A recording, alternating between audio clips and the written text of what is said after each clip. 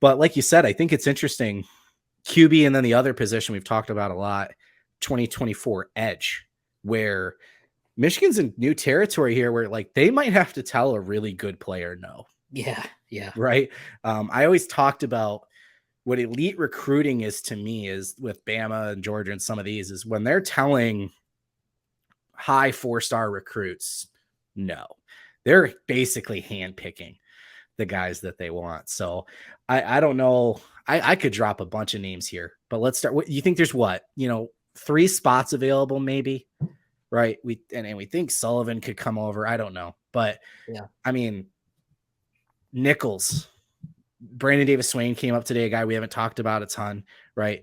The other Smith brother, right? Like, go ahead, man. Let's start dropping names and see if we can figure out where this edge board is at this point. Yeah, I think I think the edge position is looking very much like the offensive line right now, where they're a little crowded and they can't take everyone that they're that's out there. Like as you mentioned, Jacob Smith is out there who is probably more than likely going to join his brother in Ann Arbor. It's not.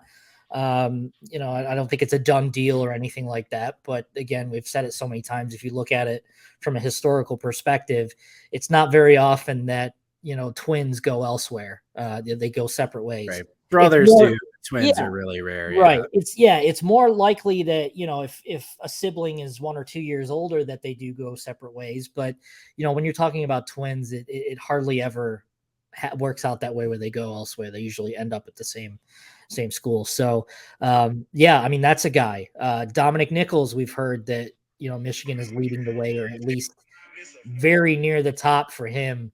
And he's one of my favorite. Yeah, he's going to be a good fit. It's a fit thing. Absolutely. He's a great fit. Yeah. Yeah. Mike Elston is leading the way in that recruitment. And when Mike Elston usually gets a hold of a guy, it means he's really high on him and sees the potential there. And we all know how well Mike Elston develops defensive line prospects. So there's just so many names. I mean, even Elias Rudolph, who, he's a name that's there. I don't know. And I don't think Michigan is the school to get him quite yet, but they have a great shot. Michigan feels like they have a good shot for him too.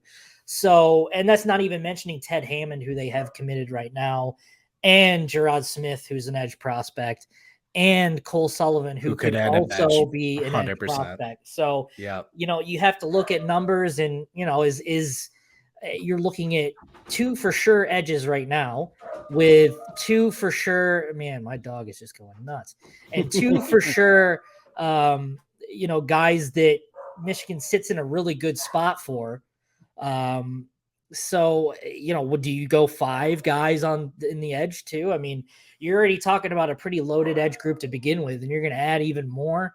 It's interesting, but I think, and this is the beauty of Michigan recruiting so well, is that they're in a position to tell guys no. And, I think that's a good position to be in, because the guys they're telling no to are as talented, or, just a little less talented than the guys that the commitments that they would accept. So I'm just curious though. Sorry. But I'm just curious though, when are they going to say no? Yeah. I'm a little, I don't know what term I want to use, but are they creating a race to the finish line here, where you're potentially going to have, this is a pretty locked in group. We just talked about that. There's not a lot of flip candidates in this 2024 class, right? So are you potentially creating a race where a guy might take a spot and commit because he knows he's high on Michigan? He doesn't want to pick Michigan too late and lose that spot. He comes in, you potentially tell someone else no, because the spot's gone, and then that guy flips on you, and now you're trying to circle back, right? That's my thing, is how are they going to handle that part of it? I don't know if we have any insight on that. We're completely guessing, probably. It's a unique problem. It's a good problem to have. Yeah. It's a tightrope, though, because you don't want to lose both guys in the process if you're talking about 2 guys fighting for one spot. Right. I think you're going to do it similar, or they'll do it similar to what they're doing with the offensive line. Is just, they've got a list of guys that they want, and if they want to come in to join the class, then they'll join the class. I don't think they'll hesitate.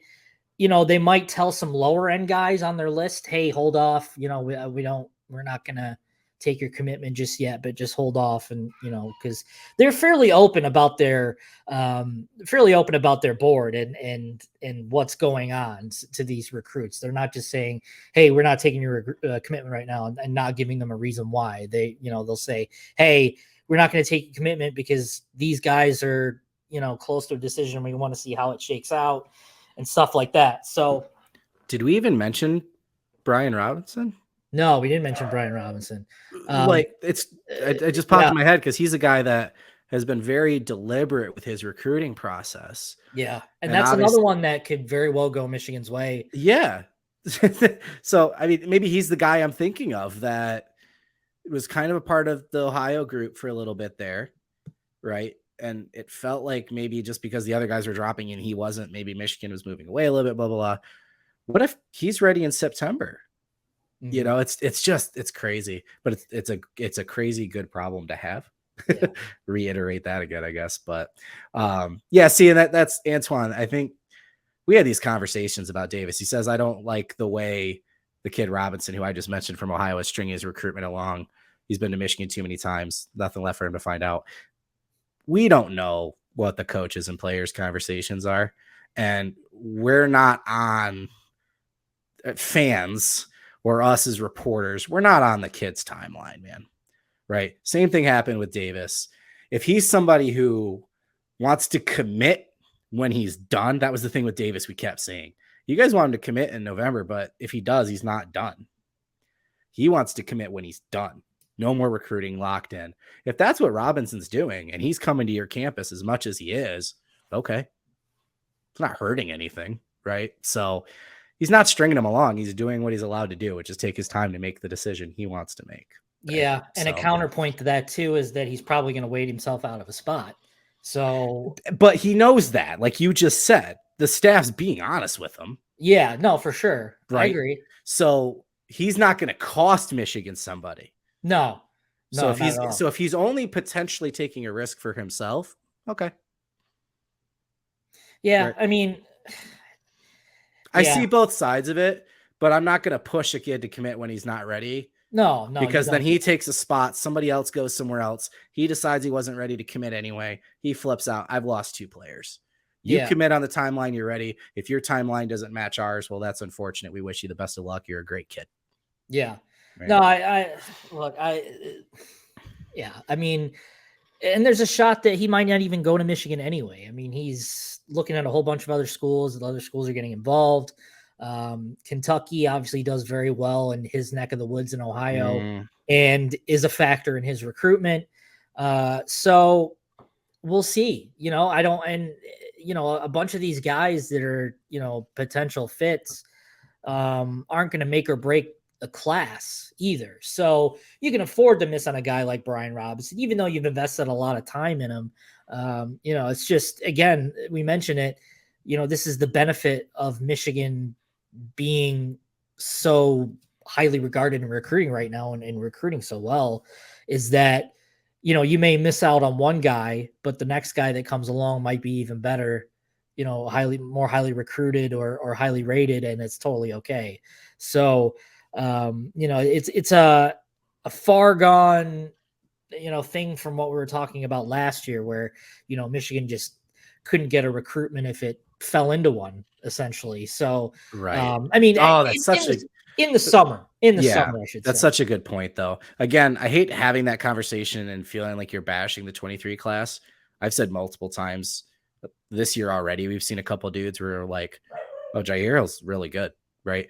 I think in a couple of years, we're going to look back on that class like we do 18. But anyway, it's such a good point in terms of how many times we get to the finish line of a recruit we covered and it wasn't going Michigan's way. Yeah. Is it 16 guys in this class before the barbecue when they normally have 3, 4, 5, 6 dudes? Yeah, different deal.